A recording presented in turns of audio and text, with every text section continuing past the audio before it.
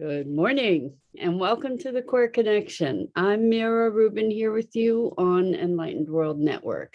And today's topic is awareness as a catalyst to change. And I think it's so interesting, just the power of being aware of something, how we will change our response or change our behavior in response to just that simple awareness. Good morning, Rosalind. Welcome. So good to have you here with us this morning, and welcome to everybody else who's joining us. So we're talking about awareness as a catalyst to change. But before we get started, let's take a couple minutes to get present. So let's take a deep breath in through your nose and hold it. And imagine clean, crisp oxygen flooding your lungs, flowing into your bloodstream, nourishing all your cells, all your organs, bringing vital life energy to your body and being. And as you exhale any tension, stress, negativity, fatigue. And now let's take another deep breath in through your nose and hold it. And this time, imagine brilliant, bright light lighting you up from the inside out, illuminating, electrifying, and energizing all your cells, your molecules, your electrons, creating a brilliant beam of light and energy from your heart out into the world. And as you exhale any remaining tension, stress, negativity, fatigue. And now let's press our palms together and vigorously rub your hands together. Feel the friction, the pressure, the temperature, all that motion and the tickling and tingling when you stop, and allow all those sensations to bring you present right here, right now, into this remarkable physical form that enables you to experience life. Welcome, welcome, welcome. So, awareness, shifting our behaviors. So, this conversation is coming up from an introduction that someone made to me to an app called Noom, Noom. And it's a behavior modification app for weight loss and health, I guess. I'm just learning more about it, but it's fascinating to me because just recently I put on a few pounds and I wanted to get rid of them and get myself healthier. And so everybody I spoke to who was familiar with this app had good things to say about it. So I figured I'd check it out. There's a 7-day free trial. And if you're interested, I can, you don't need me to refer you, but I could refer you and then you get 2 weeks free or something, or something like that.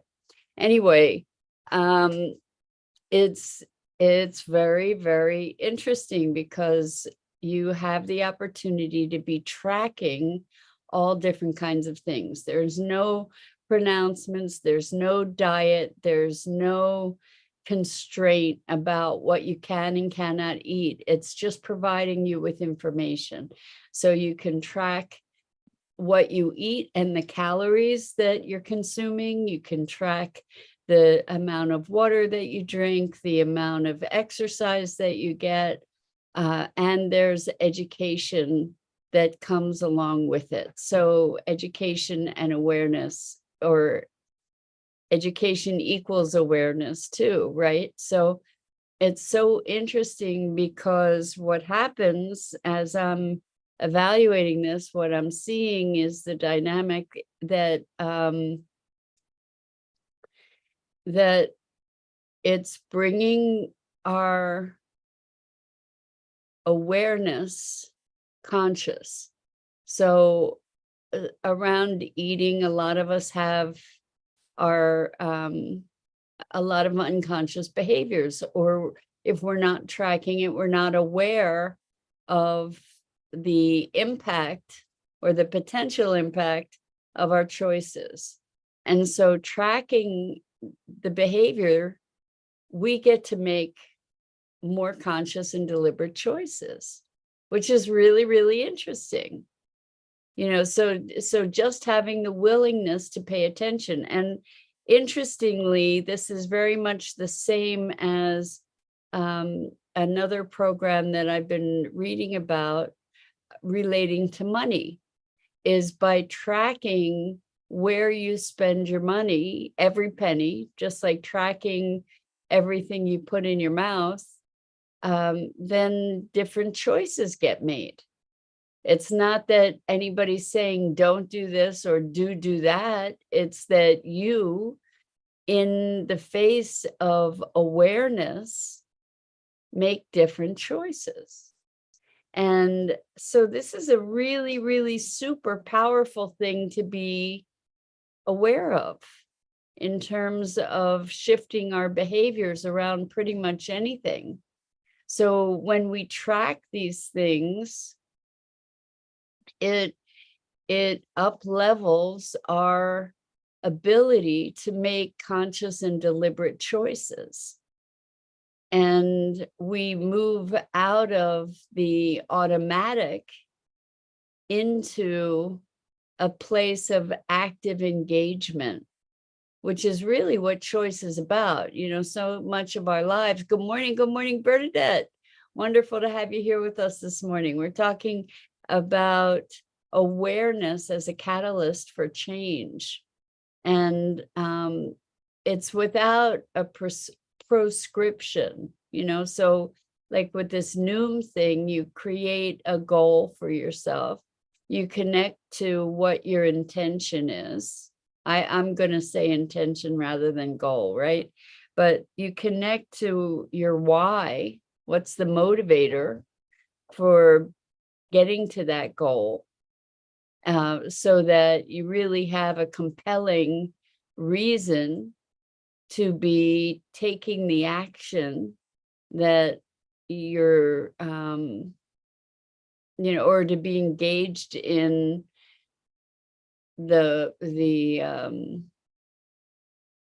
I don't want to say pursuit, because it's not really, but in the fulfillment of that intention. So, and then it kind of gets broken down and you get some recommendations, but they're just recommendations. And then you get to observe yourself is really what it's all about. So Bernadette says that goal has to come with commitment and passion for many. I agree, Bernadette. So interestingly, in this app called Noom, and it costs money, by the way. There's a 7-day trial that you can get very inexpensively, but then it costs money.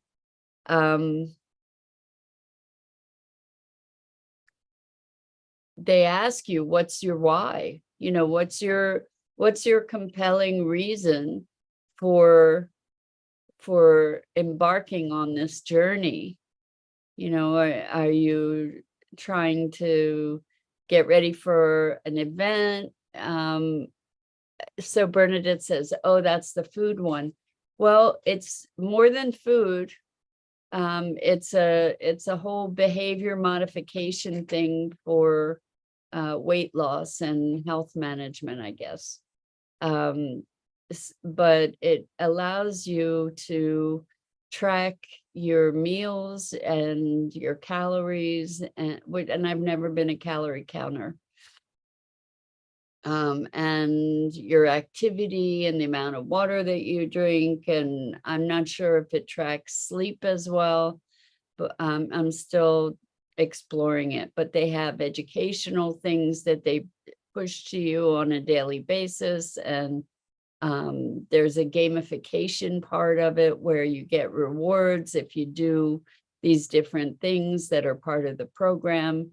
And when you get a certain number of rewards, I guess it unlocks different things, so it's very, very interesting. And the reason that it was introduced to me what, or the way it was introduced to me was by a friend who was talking about this approach as a very potentially powerful vehicle for developing community and also social responsibility. So they were looking at, well, how does this thing work? And could it be applied to shifting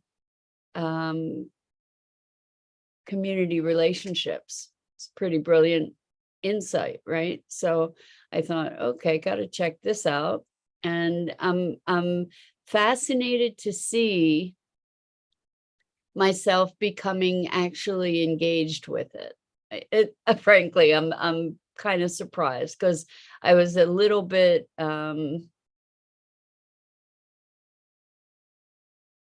ambivalent about how engaged, whether I was really interested in doing this, but I'm finding myself curious. So curiosity is such a powerful tool, right? Powerful tool for transformation. So I'm really curious to be paying attention and to see how this thing works. And also what I'm noticing is that there's a motivation growing in me that hadn't been there before, which is fascinating. So Rosalind says, awareness of our thoughts. These core connections are a guide for engaging a variety of modes of thought. Observing self happens when there is no pressure from judgment. The choice to change just happens, I find, right?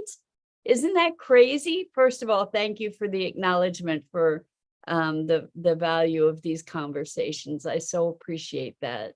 And also, when we allow ourselves to notice, we don't have to do anything overtly. We just sort of make choices to change, which is so fascinating. So when there's no pressure from judgment, the choice to change just happens, I find. Thank you for these morning musings. You're so welcome, Rosalind. And I, it's so fascinating to me because that's actually the core connection process itself, is by bringing how it works is by bringing awareness to what's going on. And just by virtue of that awareness, then there's an allowing for things to shift.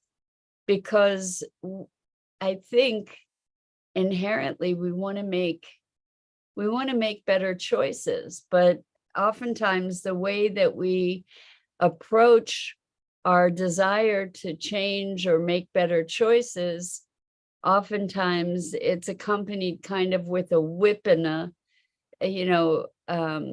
from a punishing kind of point of view rather than from simple awareness. Because when we bring ourselves into consciousness out of automatic, when we bring ourselves into consciousness, then we're engaged in a very different way with our experience. It's like, oh, is that the choice I want to make? And it's really interesting. We come into a place of choice, and when we're in a place of choice, we're observing our process. We're engaged in our process from a different perspective, from a perspective of awareness. I guess it's because we can tend to be very robotic in so much of what we do, right? So much of our behaviors are routine. But maybe you're somebody who gets up in the morning and the first thing you do is find your way to the coffee maker and make the coffee and start the day that way. Or maybe you hop out of bed and make the bed. or maybe you get yourself out of bed into the gym, but oftentimes these things are programmed. Like we're not really alive to those choices that we're making, and they're not um, active choices. So just bringing awareness, it's so powerful. It's so remarkable. So when somebody says, did you know that you do this, that, or the other thing? All of a sudden, you now are aware of, oh, wow, okay, I just did that. And then you see it again, and then you might see it again, and then you might look at, well, what is it that triggered that?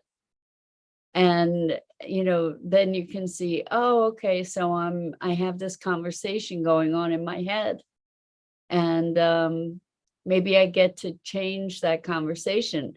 We don't get to change the conversation unless we're aware of it, right? Once we're aware of it, then we can tune in and say, oh, you know what? I don't really have to pay attention to that conversation. Or we can modify it. We can have an impact on it by being aware of it. But oftentimes those internal conversations just play, and we are at the effect of them rather than being aware of them. And so Bernadette says, do you find there's a difference in commitment if you're a morning person opposed to a night owl? I don't know about that, Bernadette. I don't know why there would be a difference in commitment. I think that there's different, we all have different ways of being. It's interesting because last night I guess I got to bed by 9 o'clock. I woke up at midnight. I was up till 2. And Bernadette says accessibility. I don't know. In the middle of the night, I was finding out interesting things. I learned about another program that sounded really interesting. While I wasn't sleeping, I figured, okay, well, I'll check out some things, and so it felt like it was somewhat productive time for me in the middle of the night. So I don't know. I think, and I woke up today kind of feeling more motivated than I've been, which is really surprising. And the other thing that's super surprising is that there's motivation that I haven't had for a while to take care of some other stuff. So I got up earlier than usual to be doing some cleanup around my place with the express intention of doing some cleanup. So interestingly, that this focus on bringing the food stuff and exercise and water and all of this, bringing this stuff to awareness had or is having, at least at this moment, I don't know if it'll sustain or not, but it's fascinating to me that it has this effect of empowerment. Like there's a sense of empowerment to not be at the effect of something that felt kind of out of control around the weight or what was going on with my body, but to find this access point that has given me a sense of empowerment that seems, and motivation that seems to be extending into other areas, which is not a side effect that I had anticipated. It's really interesting. So when we bring awareness to something, it can bring that experience of empowerment to it. Because why? Maybe because we're consciously engaged. Maybe because we are at a place where we're engaging the choice muscle, so to speak, where we're waking up to our ability to choose things, to choose our perspective, to choose our behavior.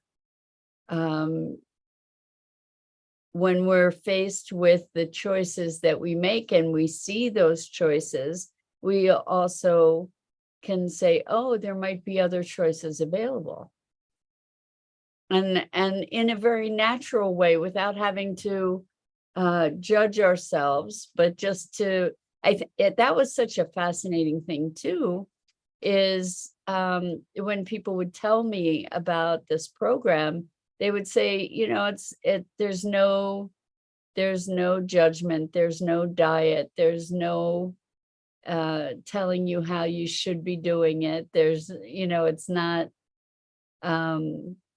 it's loose in that you can kind of take it as far as you want to take it. You can, it's not,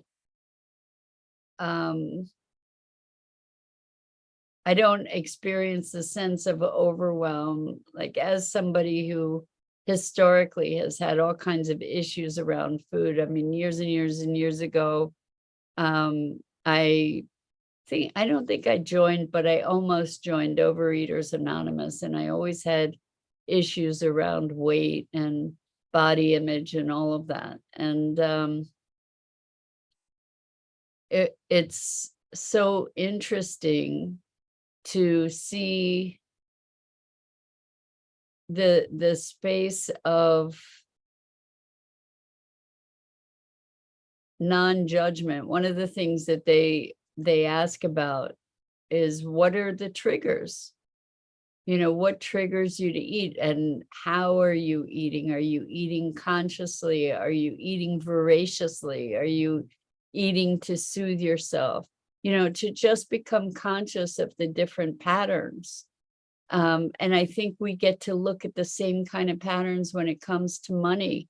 Where are we spending money? Are we spending money? Are we doing the retail therapy kind of thing? Are we trying to fill some kind of gap where we're filling it with things that we probably don't need? When we become aware, just the awareness itself is such a profoundly powerful tool. And to go back to the core connection work, that's really what we do, is to practice awareness with non-judgment and allowing. Like, you don't have to do anything different.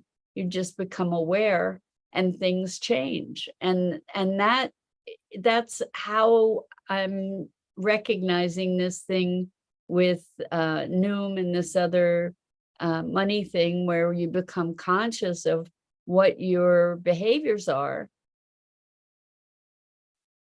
Then it's kind of an effortless decision to behave differently. It's not like there's no guilt or shame. So Bernadette says, I could eat a cow. It's family and the barn they live in. Restrictions make me feel starved. Well, then this is a really cool thing, because there's no restrictions. There's no restrictions at all. It's all awareness. It's all, just you track what you eat. And if you want, I mean, there are all different levels that you can be engaged in this thing. My surprise is that I'm engaging on more levels than I anticipated I would. That I'm interested in tracking what I'm eating, and I'm interested all of a sudden in tracking how much water I drink and how much exercise I get. I mean, you don't have to do any of it. I mean, you can just read the education stuff, or, you can play at whatever level. So it's really, really interesting to see that, like, I'm not one that works well with restrictions. As soon as you put a restraint on me, I'm up against that restraint, fighting it, or, like when I try to constrain myself, and then I just go the opposite direction. I just react to it. So that doesn't really work for me. But Bernadette says, my restrictions are temporary due to meds and heart issues. Got you, Bernadette. So there might be even within the restrictions, there might be new areas of freedoms to be able to explore too. One of the things that I've noticed is that constraint can be a really positive tool for expansion. It was really interesting. I was talking to somebody about what their bucket list was. What would they want to do if they could do anything? And they said, a blank canvas is just really intimidating. What do you do with a blank canvas? And that's when we have unlimited choices. That can be really, really daunting, because there's no container, there's no context. And so I was saying, well, when you have a blank canvas, sometimes you just want to scribble on it a little so that you can get past that, and then things emerge, or you make some rules for yourself. And if the rules are loose enough, they give you a container, but you get to expand within that container. I always discovered that Bernadette says, making me insane, the restrictions. So maybe look at the areas where you don't have the restrictions, like how you can expand within that. So years ago, I remember with all different diets, actually, I've tried all different things. One was macrobiotics, and it was a very different context for eating than I had any familiarity with, and there were lots of constraints, and I learned so much. I learned about all kinds of new foods that I didn't know anything about. I learned about all different ways to prepare foods that I never knew anything about, and it was because I had that restriction. Same thing with raw foods. I learned all different kinds of ways to be preparing raw foods, and discovered foods that I had never heard of. So within constraint, there is also limitless potential. And we often focus on the limitations rather than the possibilities and the opportunities that are made visible when we dig in to explore what's available to us. It's easy to be focused on the restriction rather than the expansiveness, but it's there. The expansiveness is there. Anyway, that's it for today. As always, I so appreciate being with you and engaging in these conversations. And I invite you to bring awareness to your activities, your behaviors, the things that you're saying to yourself, the ways that the choices that you're making, like become conscious to it. So Rosalind says, with understanding, barriers dissolve. I so agree. And with that, I'm Mira Rubin. This is the Core Connection. I go live here on the Enlightened World Network Facebook page and YouTube channel each weekday morning at 9 a.m. Eastern. And I invite you to check out the other awesome programming on Enlightened World Network and Enlightened World Living. And until next time, so